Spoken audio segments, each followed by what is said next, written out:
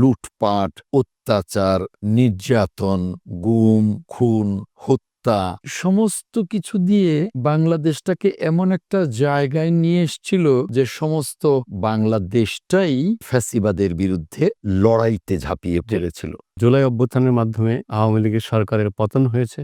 অন্তর্বর্তী একটি সরকার ক্ষমতায় ডক্টর ইউনূসের নেতৃত্বাধীন এবং সামনে নির্বাচনের একটি ডামাডোল আছে। সংস্কারের নানা কথা শোনা যাচ্ছে, নানা রকম পরিবর্তনের মধ্য দিয়ে আসলে আমরা যাচ্ছি। প্রতিনিয়ত ইস্যু চেঞ্জ হচ্ছে। এই অবস্থায় আসলে আমরা কোন দিকে যাচ্ছি শুরুতে যদি একটু বলেন।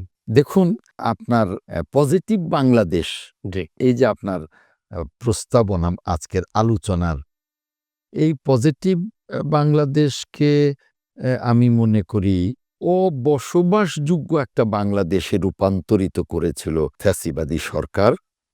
গত 16.5 বছরে তাদের যে লুটপাট, অত্যাচার, নির্যাতন, গুম, খুন, হত্যা সমস্ত কিছু দিয়ে এই বাংলাদেশটাকে এমন একটা জায়গায় নিয়ে এসেছিল যে সমস্ত বাংলাদেশটাই ওই ফ্যাসিবাদের বিরুদ্ধে লড়াইতে ঝাঁপিয়ে পড়েছিল।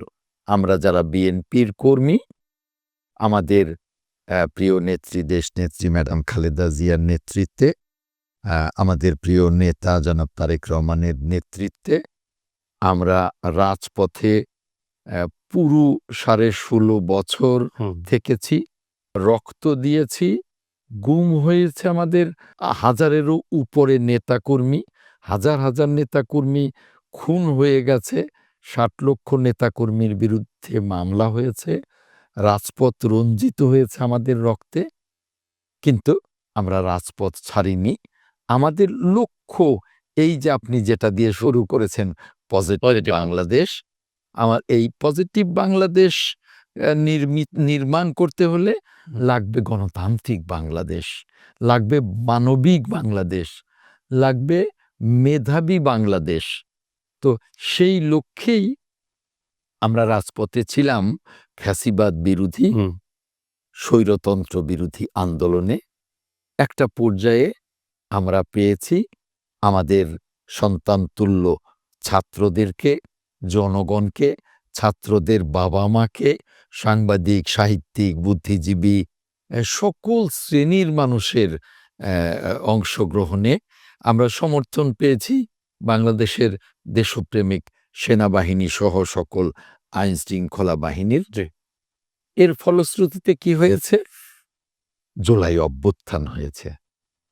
জুলাই অভ্যুত্থানে আমরা বাংলাদেশটাকে মুক্ত করতে পেরেছি। আর তারপরেই যে অন্তর্বর্তীকালীন সরকার ক্ষমতা বসেছে আমাদের সকলের সমর্থনে, যার নেতৃত্ব দিচ্ছেন বাংলাদেশের একমাত্র Nobel laureate doctor Mohammad Yunus.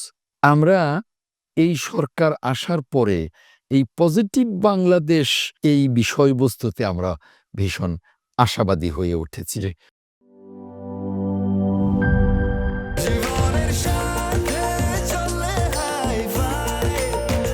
স্বাস্থ্যকর অল টাইম ফ্যামিলি কেক, সব সময় অল টাইম হেলদি লাইফ।